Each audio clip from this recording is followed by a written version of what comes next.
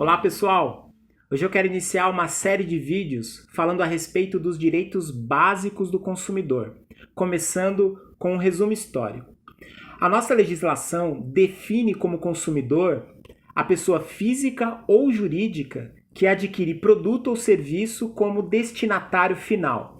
O que muita gente não sabe é que a preocupação do legislador em garantir a qualidade do produto adquirido pelo consumidor não é uma coisa recente.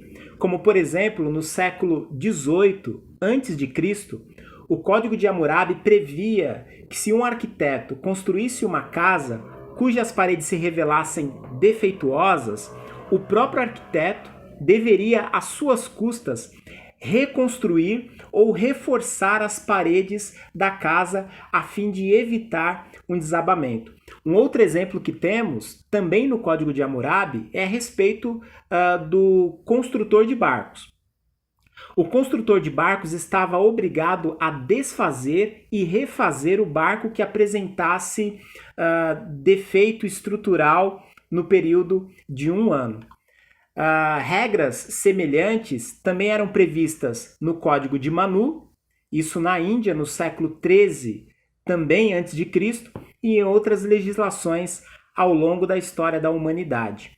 E por falar em história, no século XVIII, agora depois de Cristo, a Revolução Industrial foi um evento de consequências importantíssimas, não somente nas relações de trabalho, como também na consolidação do capitalismo, né? Mas também, e aqui especificamente para o nosso assunto de hoje, teve uma consequência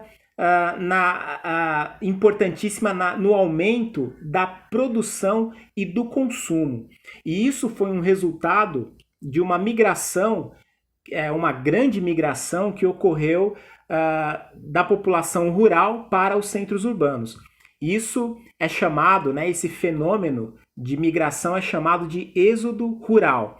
Bom, preocupados em atender esse exponencial crescimento no consumo de produtos e serviços, os fabricantes e produtores passaram a se preocupar muito mais com a quantidade do que com a qualidade dos produtos que eram fabricados e fornecidos ou expostos para o consumo das pessoas.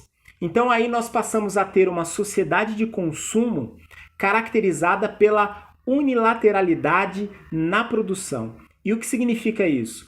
Significa que não havia espaço para o consumidor discutir o contrato com os fabricantes e muito menos discutir quais eram os materiais, qual a qualidade dos materiais que eram empregados na produção de determinados produtos. Bom, e isso, consequentemente, obviamente, resultou em produtos defeituosos que resultavam em prejuízos para os consumidores de ordem não somente econômica, mas também física por conta dos acidentes que aconteciam dos consumidores em relação a determinados produtos. Então, nesse pé de desigualdade entre consumidores e fornecedores, que se prolonga no tempo, passa a ser fundamental a intervenção do Estado nessa relação,